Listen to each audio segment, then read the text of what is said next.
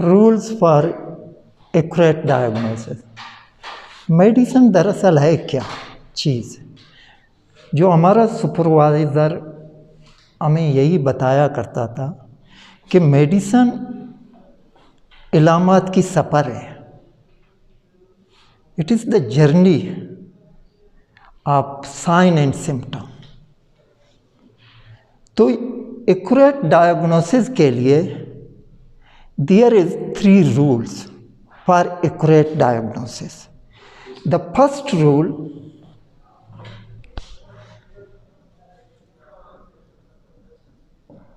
read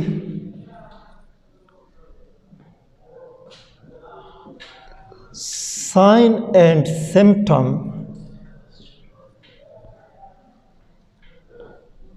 in cluster. This is the first rule for accurate diagnosis. Read sign and symptom in cluster. If we read sign and symptom isolatedly, there may be chance of error. Yes. If we interpret separately. For example, if I take an English word that is the dressing, what do you mean of word dressing? Dressing का मतलब क्या है doctor Abdullah? कपड़े पहनना। Doctor Mushtaq? बाल कंघी करना। बाल कंघी करना, grooming, putting on clothing. Doctor मना? ड्रेसिंग का मतलब पट्टी करना, सही है, होंठ का पट्टी करना। And dressing is also a sauce for food and dressing is also a type of fertilizer. It is mean there is lot of meaning of a dressing. Dressing का मतलब उसी वक्त समझ में आता है जब हम इन्हें सेंटेंस में डालते हैं। सेंटेंस के लिए हमें 2-3 डिजिट वर्ड की ज़रूरत होती है, सही है। सेम टू सेम इसी तरह एक्यूरेट डायग्नोसिस के लिए हमें 2-3 सिम्टम की या 2-3 साइन की ज़रूरत होती है, सही है। फॉर एग्ज़ाम्पल, अगर मैं आपको मिसाल दे दूँ, take I example of a fever. Patient came to you with the history of a fever. OPD में बैठे हुए हैं, मुझे बुखार है। एकदम आपके जहन में 5-6 डिफरेंशियल घूम जाते हैं।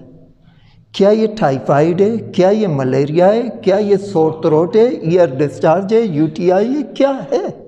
सही है। तो इसका मतलब है कि फीवर किसी कंडीशन में भी हो सकता है। लेकिन अगर इस फीवर के साथ आप इन्हें जॉइंट सेट कर दें, एक दूसरा सिम्टम हो गया। आप इन्हें पेन ऐड कर दें in the right hypochondrium, right hypochondrium. Patient presented with the fever, jaundice and pain in right hypochondrium, आप डायरेक्टली गेट कर लेते हैं कि there is problem in the hepatobiliary tract. हाँ, फिर आप इनकी डिफरेंशियल आप कहते हैं कि यार ये अक्यूट हेपेटाइटिस हो सकता है, ये लीवर एब्सेस हो सकता है, ये कोलिंजाइटिस हो सकता है, और ये आप कहते हैं कि लॉट ऑफ कंडीशन, सही है। आपकी फिर इन्वेस्टिगेशन होती हैं, वो फिर लिमिटेड हो जाती है। तो इसी तरह अगर patient came with the headache, headache के साथ आया है, किसी कंडीशन में भी हेडेक हो सकता है, एक सिम्टम के साथ आए। अगर पेशेंट कहे कि मुझे हेडेक है, फीवर है एंड नेक रिजिडिटी है, तो फिर आपके लिए डायग्नोसिस आसानी हो जाएगा। हाँ, आप कहते हैं most likely he or she is suffering from meningitis. It is means always look sign and symptom in cluster. सही, आप साइन की एग्जांपल ले लें। मिसाल के तौर पर मरीज आ गया with the history of proptosis, सही है। Proptosis may be due to thyrotoxicosis, but it is also a sign आप ऑर्बिटल ट्यूमर। तो always read sign and symptom in cluster, that is the first rule for the accurate diagnosis. Come to the second rule. Second rule, look for congruence. Look for congruence. Congruence का लफ्ज़ी मतलब है बायमी मुनासबत। Look for congruence. My supervisor used to say that 10,000 verbal content of the patient is equal to 1 clinical sign. If there is incongruent verbal content of the patient and your sign, the physician is always rely on the sign. You can disregard the verbal content of the patient. Yes.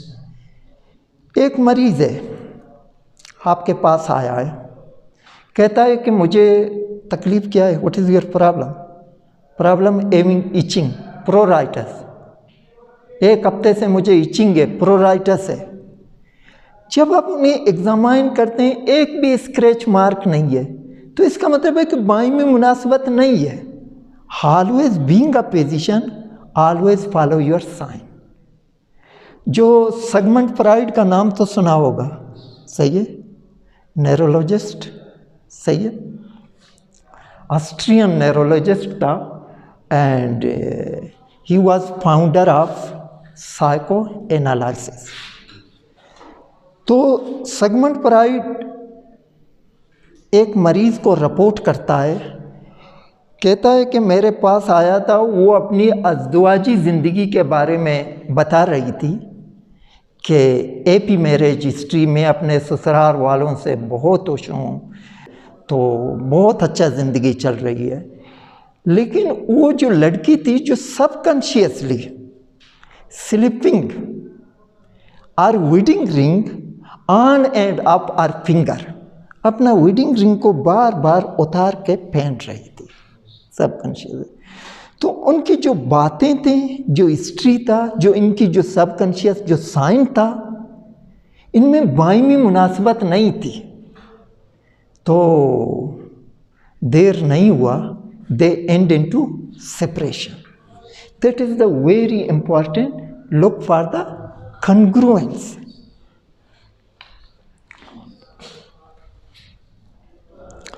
Rule number 3, read sign and symptom in context. Read sign and symptom in context. Context is very important. In which context the sign and symptom are occurring, you must record it because it helps you for diagnosis. आप railway station गए, वहाँ एक बंदा खड़ा है, सर्दी का मौसम है, उनकी arm are crossed, the legs are crossed and chin down. What is your accurate diagnosis? By observing that man. सर्दी लग रही है, most likely accurate diagnosis उन्हें सर्दी लग रही है। अगर यही बंदा आपके ऑफिस में आ जाए और इसी जेस्चर, इसी पोस्चर के साथ, आपका accurate diagnosis क्या होगा? तो वो डिफेंसिव है, वो नर्वस है। देखो, कंटेक्स्ट ने आपकी डायग्नोसिस को चेंज कर लिया।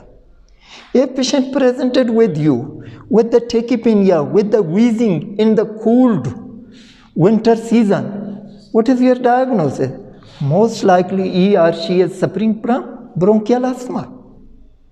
इसी तरह एक एल्डरली एज का पेशेंट है, सही है, with the history of tachypnoea, shortness of breath, wheezing, सही, कांट स्लीप, सुपाइनली 2-3 तकिया रख के सो जाता है रात।